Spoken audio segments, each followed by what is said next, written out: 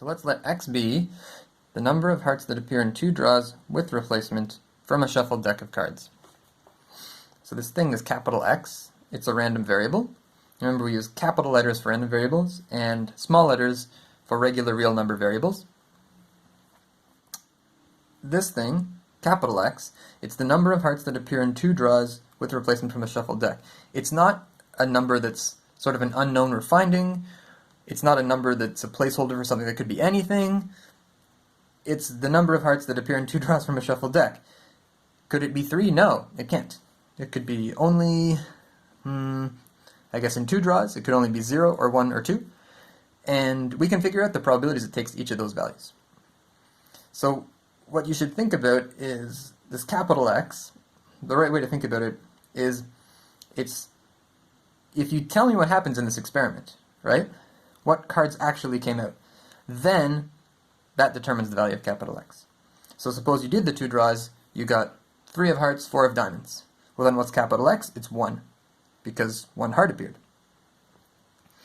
So if I give you the outcome of this experiment, something in the sample space, omega, which I'm going to write out in a sec, then you should be able to tell me the value of capital X. So capital X is a function from omega to the real numbers, because if you specify an input to capital X, which is an element of this sample space, the cards that were actually drawn, then that gives capital X a real number value.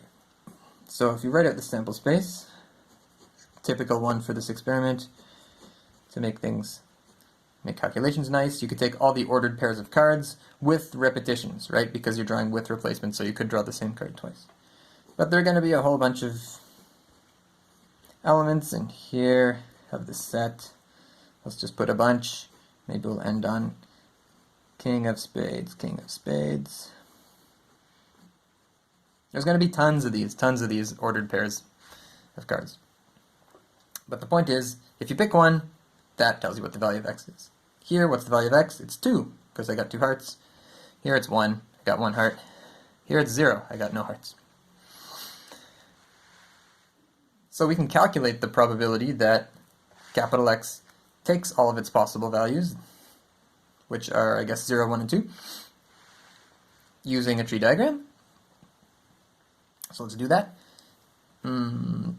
Because we're drawing with replacement, the tree diagram is very simple. At any draw, there's a 1 in 4 chance of drawing a heart, 3 in 4 chance of drawing a card that's not a heart. Because the draws are done with replacement, down on the second draw, the probabilities are the same. I can multiply along the branches, and the result looks like this. 1 in 16 along this branch, 3 in 16 here, 3 in 16 here, and 9 in 16 here.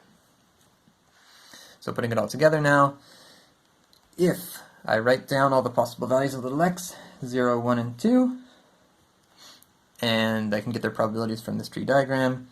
Capital X is, capital X takes the value 0 when I drew, it's the number of hearts, so 0 hearts along this branch, 9 and 16, 1 heart, these 2 branches, 3 and 16 plus 3 and 16 gives me 6 and 16, 2 hearts, 1 and 16. Alright, now this thing is called the distribution of the random variable capital X. It tells you for each value, each potential real number, the probability that capital X takes that real number value. Notice that I'm putting only 0, 1, or 2 here, but I could also ask, what's the probability capital X takes any other real number value? And if it's not listed here, that probability is 0. So what's the probability capital X takes the value 5? It's 0, because I can't draw 5 hearts in 2 draws. Can't happen. Good. Another thing to notice is that there's the probability of this, capital X equals little x. So it's important that you can only find the probability of an event. And what's an event? It's a subset of the sample space. So if you think about it, you should realize, just making sure these definitions are all in order in your head, if you take this thing, capital X equals a real number, any real number you like, that's an event. That's a subset of the sample space. For example, capital X equals 1 is the event. What event? Well, it's going to be a set, and capital X equals capital X equals 1, that's going to be the set of all outcomes here, where capital X is 1, capital X the number of hearts that appeared. So this thing, capital X equals 1, it's a subset of the sample space that contains all of the outcomes with 1 heart in it. So it would contain things like ace of hearts, 7 of diamonds, etc. Tons and tons of them. How about queen of clubs, 3 of hearts. There's one with 1 heart. But all the outcomes with a single heart in them are in this event, capital X equals 1. And if I assign capital X any real number value, that determines an event. So for example, the event capital X equals 4, that's the set of all outcomes in here, where 4 hearts are drawn. Well, that can't happen in 2 draws, so that's the empty set. And you know the probability of the empty set is 0, so that's good. We want the probability of drawing 4 hearts in 2 draws to be 0. Okay, now this thing, if you think of this thing as a function, which eats a real number and spits out the probability of capital X taking that real number value, that function is called the probability mass function of the random variable capital X. And if you graph that function, well, what does it look like? Well, like I mentioned, if you take a value, a real number, that's not 0, 1, or 2 in this example, well then our capital X never takes that value. So if you graph the function, it's going to be 0 almost everywhere, except at these little points here. So the graph of this thing, the probability mass function, is just going to be 0 almost everywhere. So 0, 0, 0. Okay? And then at these values, well, at 0, it's 9/16. 1, 2, 3, 4, 5, 6, 7, 8, 9/16. It's going to be up here. At 1, 6/16. 1, 2, 3, 4, 5, 6. 6/16. And then at 2, 1/16.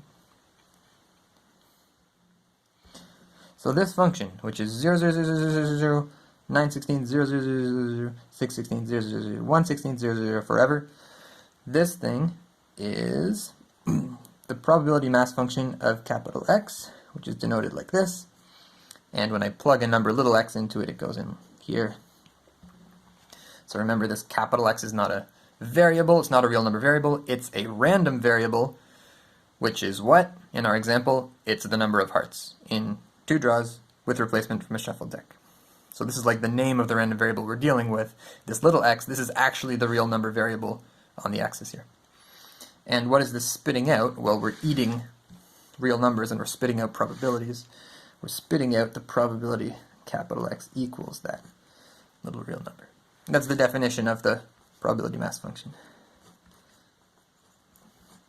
Okay, so the probability of the event capital X equals whatever number we're picking on the axis here. Good.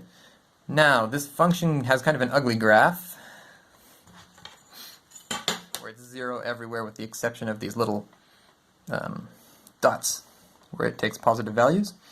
So frequently, we write it in this nicer way. So a nicer graph. This is the right graph. This is really literally the graph of the probability mass function. But in order to make it nicer to look at and easier to interpret, it's normal to just put these isolated points here. This is 1/16, just like above. It's normal to just put the isolated points on the same way they are up there. 1, 2, 3, 4, 5, 6, 7, 8, 9. Yeah, that's right.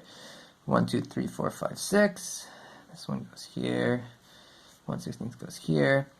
And then draw these little vertical lines down. Makes it look like a bar graph, very natural to interpret. So this is also where you would graph the probability mass function. So this is really the graph of the function, but this is a nice way of displaying it, where it's nicer to look at.